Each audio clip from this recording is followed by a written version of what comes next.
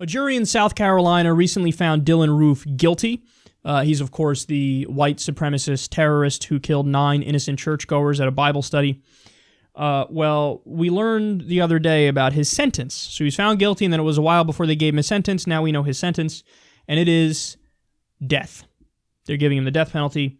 A week ago when he was found guilty, he said this: "I would like to make it crystal clear, I do not regret what I did. I am not sorry. I have not shed a tear for the innocent people I killed.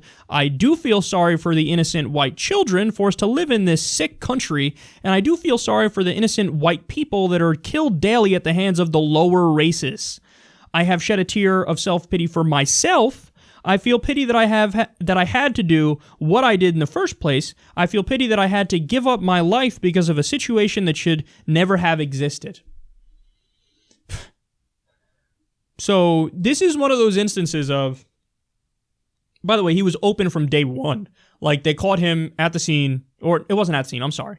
But they knew exactly who it was. He was caught red-handed, and he was like, yeah, let's cut to the chase. Everybody knows I did it. Duh, I did it. So this is an instance where we know he's guilty. We know he did it. We know the crime was above and beyond gruesome on a whole nother level, as grotesque as it gets. And we also know he's totally unapologetic, and there's a 0% chance for rehabilitation. Now, putting all those things together, now we come to the conversation I've had with you guys 1,000 times, and I'll probably end up having it 1,000 more. Some of you agree with my position on this, some of you despise my position on this.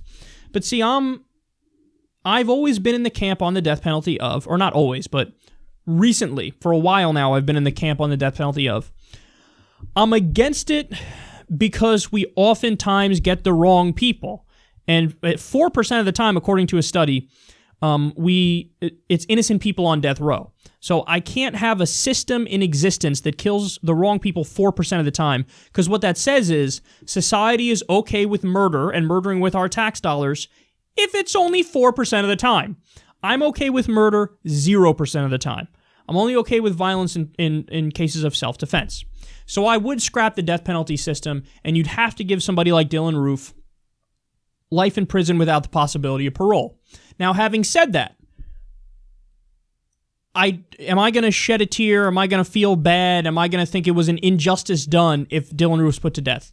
File that under fuck no. In fact, I'm probably going to feel pretty happy about it.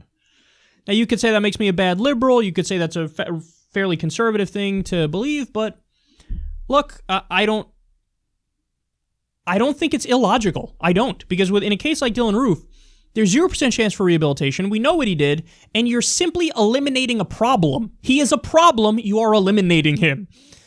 So, I don't know. Does that make me a bad guy? I don't think there's an equivalence between, what he did, so he murdered innocent people, and now the state putting him to death, now the state is equally immoral for this act. No, but this act is nowhere near equally immoral to murdering 9 innocent people. It's just not. And to try to equate those two things like, well, you're proving killing is wrong by killing. But that's a sloppy, gross, false equivalence to a much more complex situation that denies the entire context and denies the fact that this guy actually is a monster, and this is a sentence that some would argue, maybe rightly, is just. So I don't, in other words, here's the point I'm making. Even if you're a liberal who is against the death penalty, and you're against it for reasons other than my reason, the only reason I'm against it is because we kill the wrong people. If we could always get the right person, I'd theoretically be okay with it, if we only do it in the worst circumstances and all that stuff. But if you're a liberal who's against it, and you're against it for other reasons, more liberal reasons than I am, don't fall into the trap. And that trap is, if you go out and advocate for somebody like Dylann Roof, spare his life, man, you are handing a political victory over to the Republicans in a way that you can't even fathom. Because then you get to smear the left as the typical bleeding heart liberal who is so liberal that they're willing to side with the perpetrator over the victim and paint the perpetrator as some sort of victim. And I think that you're going to alienate more people and lose the argument against the death penalty in the long run if you do that. I think if we use my argument against the death penalty, and I'm not the only one to say this, I don't want to be self-aggrandizing here. People have come up with this way before me, and it's true.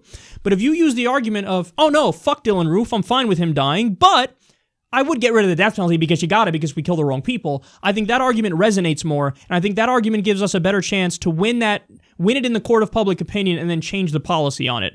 Because when you look at the numbers right now, the death penalty is one of few areas where the American people are actually conservative.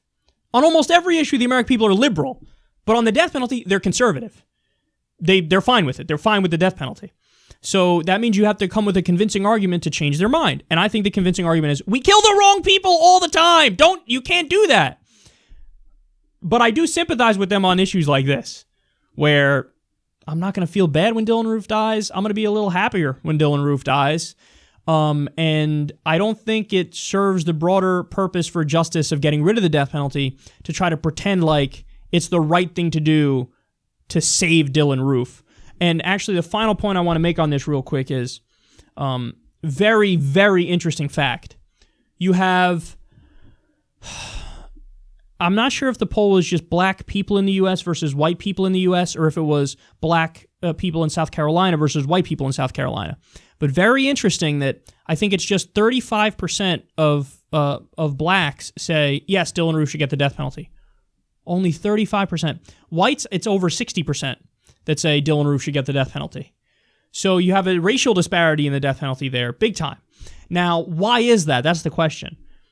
I don't know, I'm speculating, but my guess is if you were to speak to the African-American community, they would say, well, the reason why I'm against it is because I'm against it, period, because there's a giant racial disparity with the death penalty, and they oftentimes kill the wrong people. So, and that's much more known in the African-American community because there's a racial disparity in how it's applied. So in other words, a white person and a black person can commit the same crime, and a black person is far more likely to get the death penalty. So I think the black community knows that, and they're like, this thing, it's not, like, stop acting like it's objective and that, like, it's a policy that's applied in a rational way. It's not. So only 35% are for killing Dylann Roof, and that's with knowing he did it. And the white people are like, fuck it, off with his head. So maybe I'm like, I don't know, this walking, breathing stereotype here, but that is fascinating. And it's also fascinating that the church where he murdered people came out and said, don't kill him. Don't kill him. I agree in principle. You can't have the death penalty because we get the wrong people. But no, I don't feel bad for Dylann Roof. I don't feel bad for a split second. Fuck that guy.